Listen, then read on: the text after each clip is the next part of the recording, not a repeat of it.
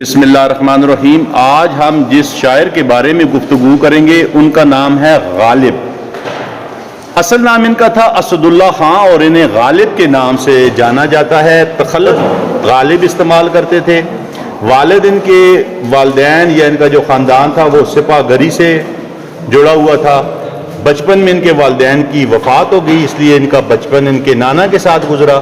جنگ آزادی کو غالب نے اپنی آنکھوں سے دیکھا۔ غالب کافی فضول خرچ قسم کی شخصیت تھے۔ فضول خرچی ہی کی وجہ سے ان کے اوپر اکثر قرض رہتا تھا۔ غالب اردو اور فارسی کے شاعر ہیں۔ غالب کی شاعری آسان نہیں بلکہ کافی مشکل ہے۔ آپ آگرہ میں پیدا ہوئے 1797 میں اور وفات آپ کی ہوئی ہے 15 فروری 1869 کو، اور آپ بستی نظام میں مدفن ہیں، یعنی وہاں دفن کیے گئے ہیں۔ انداز شاعری خواہ وہ نثر ہو کہ شعر انتہائی منفرد، دوسروں سے ہٹ کر کے تھا۔ ایک نئی راہ غالب نے متعارف کرائی۔ غالب نثر میں اختصار یعنی مختصر لکھنے کے شوقین تھے، یا انہوں نے جو مختصر نثر ہے یعنی اپنا دل کی جو بات ہے وہ انتہائی مختصر الفاظ میں بیان کی، اور اس القاب اس وقت غالب کے دور میں استعمال ہوتے تھے، مثلاً قبلہ و کعبہ، محترم و مکرم، حضور والا، جناب علی، نور الچشم، سکون قلب وغیرہ۔ تو غالب نے ان چیزوں کو چھوڑ دیا اور ایک نئی راہ کو اپنایا۔ غالب انتہائی مزاح اور ظرافت سے بھری ہوئی شخصیت تھے۔ ان کے بہت سے ایسے قصے ہمیں ملتے ہیں کہ جن کو پڑھ کر، جن کو سن کر بندہ اش اش کر اٹھتا ہے۔ غالب کی زندگی ساری دکھوں میں، کرب میں، آہ میں، افسوس میں گزری، مگر انہوں نے اس دکھ کو، اس کرب کو، اپنے آنسوؤں کو اپنی مسکراہٹ میں چھپائے رکھا۔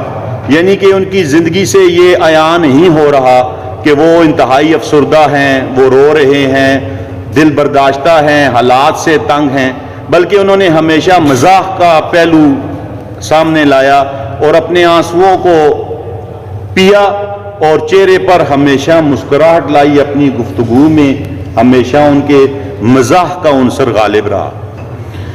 غالب نے نئی سمت واہ کی، نئے در کھولے، یعنی کہ ان کی سوچ فلسفیانہ تھی۔ چیزوں کا مشاہدہ کرنا، چیزوں کو جانچنا، چیزوں کو پرکھنا ان کی شخصیت کا ایک بہت بڑا وصف ہے، اور اسی وصف کی وجہ سے ان کو آج اردو میں ایک بہت بڑی قد آور شخصیت کے طور پر جانا جاتا ہے۔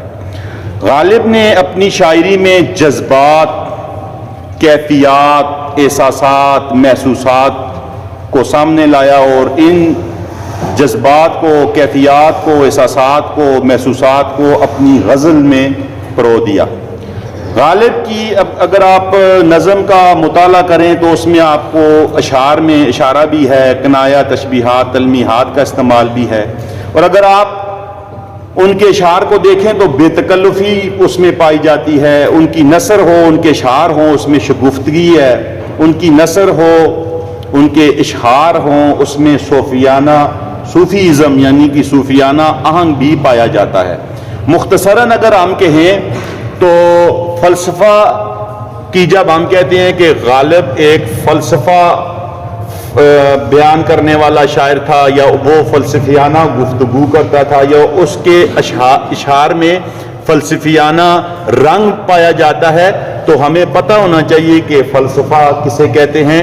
تو کسی بھی شے کی بنیاد یعنی کہ اس شے کی حقیقت پر گفتگو کرنا، یا کسی بھی چیز کی حقیقت کا کھوج لگانا فلسفہ کہلاتا ہے۔ اسی طریقے کے ساتھ جب ہم کہتے ہیں کہ صوفیانہ آہنگ تھا، تو اس میں ہم دیکھتے ہیں کہ غالب جو تھے وہ اللہ کے رسول اور بزرگان دین کی دل سے نہ صرف عزت کرتے تھے، بلکہ وہ بڑی جو درگاہیں ہیں، جو بزرگ ہیں، ان کے آستانوں پہ حاضری بھی دیا کرتے تھے۔ چادر وغیرہ چڑھانا اور وہاں دعائیں اور منتیں مانگنا بھی ان کی زندگی میں ہم پایا جاتا ہے، ہمیں آسانی سے پتہ چل سکتا ہے۔ کہ وہ صوفیانہ رنگ میں رنگے ہوئے تھے. یعنی صوفیانہ سے مراد یہ بھی آپ لے سکتے ہیں کہ وہ اللہ پاک سے سب کچھ ہونے کا یقین رکھتے تھے اور مخلوق سے کچھ نہ ہونے کا یقین رکھتے تھے. جہاں تک غالب کی صوفیانہ رنگ کی بات ہے تو صوفیانہ رنگ سے مراد خدا کی قربت، وجدانی کیفیت، روحانی بلندی، آفاقی سوچ اور آفاق پر نظر. یعنی آفاق کے اوپر آپ نظر رکھے ہوئے ہیں. معرفت الہی ہے، حق کے آپ متلاشی ہیں، یعنی کہ آپ حق کو ڈھونڈ رہے ہیں. قدورت سے پاک ہیں، فکر میں ہلو ہیں اور عشق میں غرق ہیں. تو آپ جب بھی غالب کو پڑھیں گے تو اس کی شاعری میں آپ کو سائنسی علوم کے ساتھ ساتھ فلسفیانہ رنگ اور صوفیانہ جو رنگ ہے یہ بھی آپ کو دکھائی دے گا. امید ہے کہ آپ کو اس لیسن سے کچھ نہ کچھ سبق، کچھ نہ کچھ سمجھ آ گئی ہوگی. اللہ پاک آپ کا، میرا، ہم سب کا حامی و ناصر ہو. اپنی دعاؤں میں یاد رکھیے گا. والسلام.